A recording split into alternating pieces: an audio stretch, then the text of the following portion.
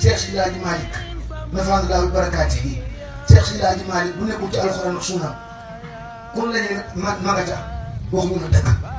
man maa la ko wax barke alxuraan ñi mu jàngal alxuraan jàngal leen xam-xam jàngal leen diine tarbiya leen tarxee leen mu xaddamal leen samp leen ci goxi dëkk bi ruq yi yëpp tere leen def lu bon tere leen a mooy yàlla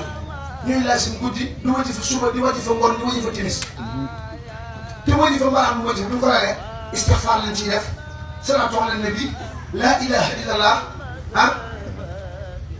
ak salaatul fatih fatiha salaatul fatih loolu bu dul sunna ak alxuraan lu mu doon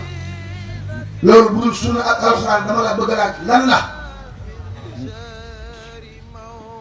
kon ku la bëgg a génne te Cheikh Seydi Hadji Malick bañal lankal xam ni Cheikh Seydi Hadji Malick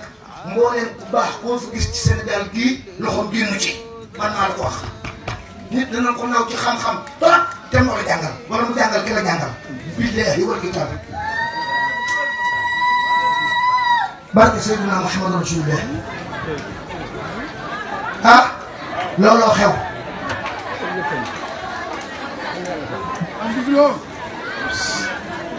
kon sunna ak alxuraan ci moom la dëppee fa toog kooku ku la koy bàyyiloo nan la sunna ak alxuraan boo nekkee ab xale dëgëral ba ku la ko wax tolal noppam nan la sunna ak alxuraan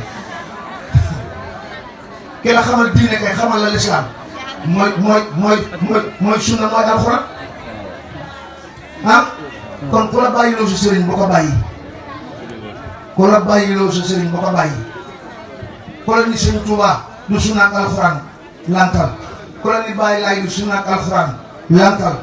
ku la ni Maam Ablaye Niass du sunna ak alxuraan lankal ku la ni Seydina Limaamu Muntaza du sunna ak alxuraan lankal